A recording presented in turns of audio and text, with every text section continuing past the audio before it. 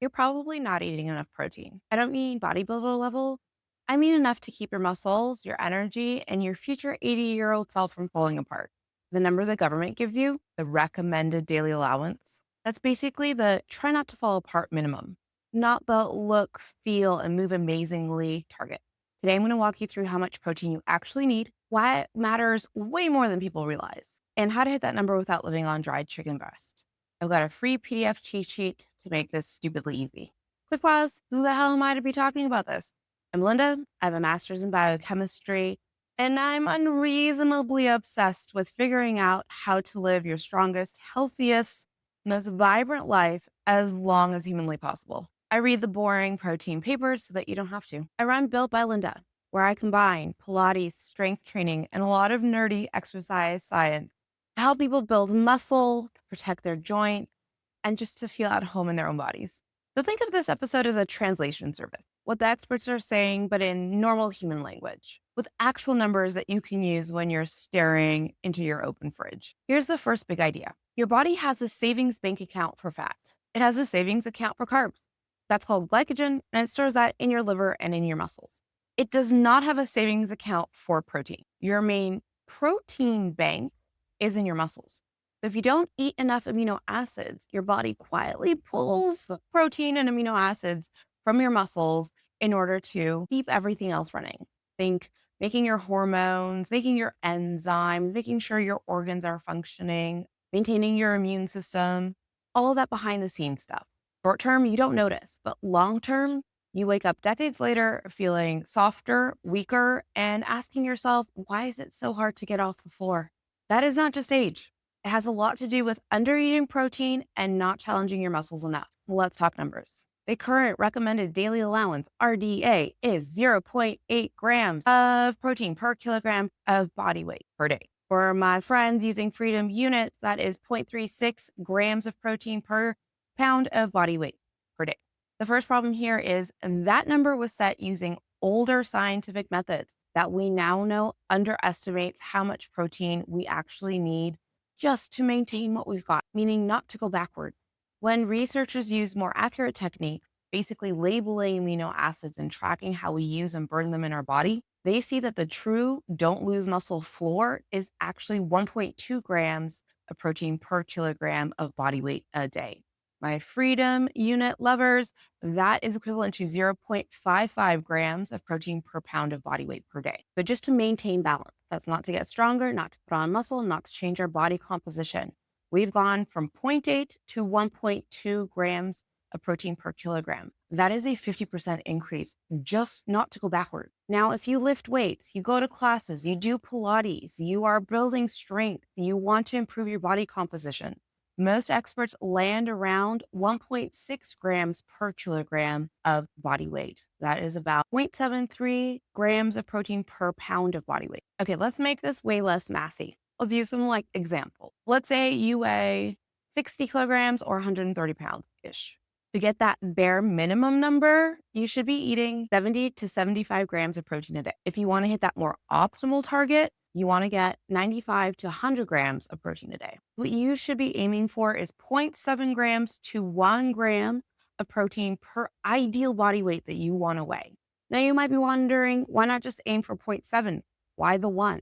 In theory, that sounds reasonable. But here's the real world issue. Nobody eats the same every single day. Let's say for half the week, you hit 0.8 grams per day, which is more than 0.7. Yeah. And the other half of the days, life happens, you get busy, you only hit 0.6 grams. Well, you might be thinking, well, that averages out to zero point 0.7 grams, so I'm fine. Biologically, it doesn't work that way. Undereating protein has a bigger downside than the upside you get from overeating it. When you fall short, your body fills in the gaps by pulling from your muscle, but eating extra protein doesn't allow you to kind of build up extra reserves that you can later pull from. So to hedge your bets in the real world, I recommend aiming for that 1 gram of protein per pound of body weight. Okay, as we age, aging, isn't it lovely? As we age, something called anabolic resistance kicks in. It's a fancy term, it's a simple idea. Your muscle becomes a little hard of hearing to protein. That same 20 to 30 grams of protein that built muscle easily when you're 25 years old doesn't have the same effect at the age of 65, especially if you're not active. The signal is weaker. But there's good news. Resistance training turns the volume back up. When you lift, when you're older, your muscles become more sensitive again, the same as sensitivity as they were when you were 25. So they respond better to the protein that you eat as you age. This is why I'm so obsessed with the combination of lifting and eating protein. It's not about looking like a fitness model, but that doesn't hurt. It's about being that 7-year old who can still carry her own groceries, get off the floor, and live her best life. Okay, cool science, Linda, but how do I actually get 100 to 150 grams of protein without losing my mind? You might be asking yourself. This is where we keep it super practical. Step one, pick your number. Pick your body weight in pounds. That is how many grams you're going to aim for in a day. If that feels intimidating, just aim for 20 to 30 grams more than you're eating today, and you can progress from there. Step two is anchor your day with 2 to 3 protein pillars. You might decide to do 30 to 35 grams for breakfast, 30 to 35 for lunch, and the same for dinner, and maybe a snack to top up if you need to. Step three, use my free PDF so you don't have to wait and Google everything. I made a protein cheat sheet PDF with a page of common animal proteins, a page of plant proteins, hand-sized or easy portions like fist, thumb, teaspoon, tablespoon, and then the approximate grams of protein and calories. So you can literally look at it and go, okay, this palm of chicken is X gram, a cup of Greek yogurt is approximately Y grams, a scoop of protein powder is Z grams.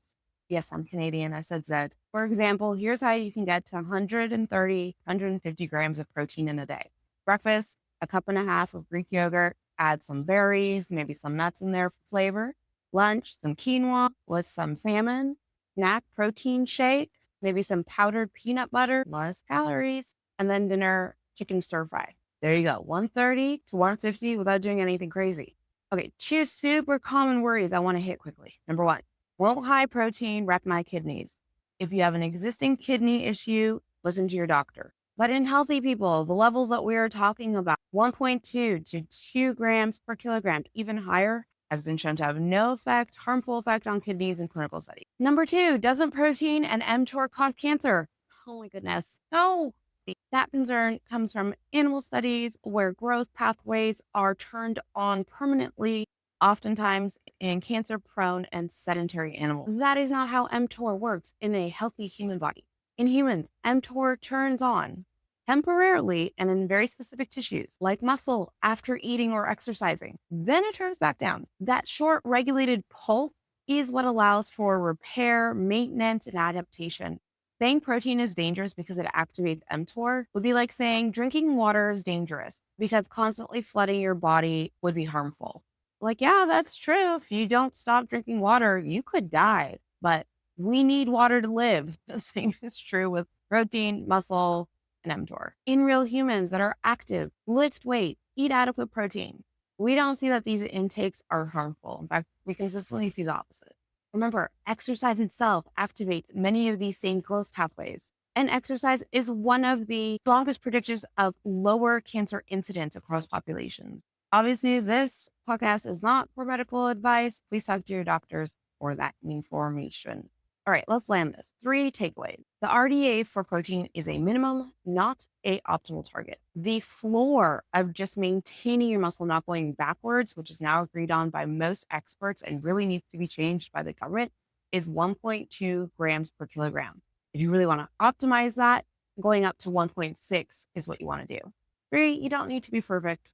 Just anchor your meals in some solid protein. Use the protein cheat sheet to help you. If you want help getting started with real workouts, that is exactly why I built by Linda for smart, joint-friendly strength and Pilates training that actually uses the muscles we're working so hard to keep. Grab your free protein cheat sheet in the description. Send this to a friend who always forgets to eat their protein. And if you like this episode, it means so much to me if you would subscribe. I'll catch you in the next one. Are you finally ready to take your health into your own hands, but you're not sure where to start? Start here. I've put together a free workout video meant to be your first step to a stronger and healthier you. It's simple, it's effective, and you can do it right from home. No equipment required. Click the link, try the workout, and let's begin this journey together.